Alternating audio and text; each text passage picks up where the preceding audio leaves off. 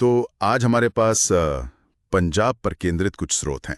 हाँ बिल्कुल। पंजाब जैसा नाम ही है, 5 दरियाओं की जमीन, सतलज, ब्यास, रावी, चिनाब, झेलम। हाँ बिल्कुल। इन स्रोतों में ना इसका हजारों साल पुराना इतिहास है, आज की चुनौतियां हैं और आगे क्या हो सकता है वो सब। कोशिश ये रहेगी कि मतलब इसमें से सबसे जरूरी बातें निकाल कर समझे। हाँ, और ये समझना जरूरी है कि पंजाब सिर्फ एक भौगोलिक इलाका नहीं है। ये एक जीता जागता इतिहास है, एक संस्कृति है। स्रोत बताते हैं कि कैसे ये सिंधु घाटी सभ्यता की जड़ों से जुड़ा है, फिर सिख धर्म का केंद्र बना और फिर देश का अन्न भंडार कहलाया। अन्न भंडार, हाँ। इसने कई रूप देखे हैं, पर साथ ही आज की कुछ बड़ी चुनौतियां भी इन स्रोतों में साफ दिखती हैं, जिन पर बात करना जरूरी है। बिल्कुल। तो अगर इतिहास से शुरू करें, स्रोत बताते हैं कि यहाँ दुनिया की सबसे पुरानी शहरी सभ्यताओं में से एक सिंधु घाटी सभ्यता वो यहीं पनपी थी। हड़प्पा जैसे शहर मिले हैं, है ना? जी हाँ। हड़प्पा, मोहनजोदड़ो के निशान यहीं से जुड़े हैं और वैदिक काल में तो इसे सप्त सिंधु यानी 7 नदियों का प्रदेश कहते थे। अच्छा, 7 नदियां? हाँ, फिर समय के साथ मौर्य, गुप्त, कुषाण कई बड़े साम्राज्य आए गए।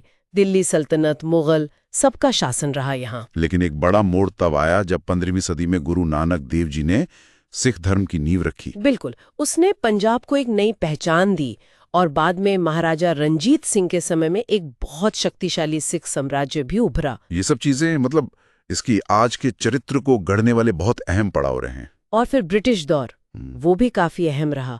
खासकर 1919 का जिक्र आता है, जलियांवाला बाग नरसंहार।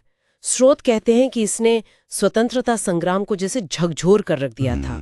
हाँ, एक बहुत दर्दनाक घटना। और फिर जाहिर है 1947 का बंटवारा, जिसने पंजाब को 2 हिस्सों में बांट दिया, भारत और पाकिस्तान। ये सिर्फ एक लकीर नहीं थे, नहीं, बिल्कुल नहीं। ये तो लाखों लोगों का उजड़ना था, भयानक हिंसा का दौर था, इतिहास की बड़ी त्रासदियों में से एक मानते हैं इसे। सही कहा। और उस बंटवारे का दर्द और असर वो आज भी कहीं ना कहीं है। स्रोत आगे बताते हैं कि 1966 में फिर भारतीय पंजाब का भाषा के आधार पर पुनर्गठन हुआ। हाँ, जिससे हरियाणा और हिमाचल प्रदेश अलग राज्य बने। जी। फिर 80 का दशक वो थोड़ा मुश्किलों भरा रहा। खालिस्तान की मांग उठी, मतलब एक अलग सिख राज्य की, और उससे जुड़ी हिंसा भी हुई। इसी सिलसिले में ऑपरेशन ब्लू स्टार का भी जिक्र है, जो स्वर्ण मंदिर में सैन्य कार्यवाही थी और उसके बाद जो घटनाएं हुई। हाँ, वो एक संवेदनशील दौर था बहुत, जिसके बाद फिर 90 के दशक से धीरे धीरे शांति लौटी। स्रोत इन सब घटनाओं को तथ्यात्मक रूप से सामने रखते हैं। अच्छा, तो इतिहास के इन अहम मोड़ों से आगे बढ़कर अगर आज के पंजाब को देखें तो ये भारत का अन्न भंडार वाली छवि बहुत मजबूत है। स्रोत साफ बताते हैं कि गेहूं और चावल उत्पादन में तो ये सबसे आगे है ही। दूध और कपास भी खूब होता है यहाँ। हरित क्रांति ने बड़ी भूमिका निभाई है इसमें। हाँ, निभाई तो।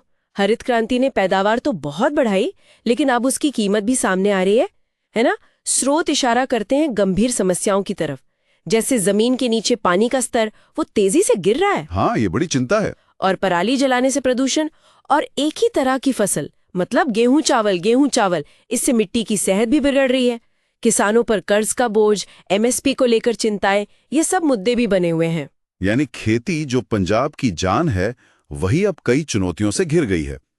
खेती के अलावा स्रोत बताते हैं कि यहाँ कपड़ा, साइकिल, खेल का सामान, ऐसा उद्योग भी है।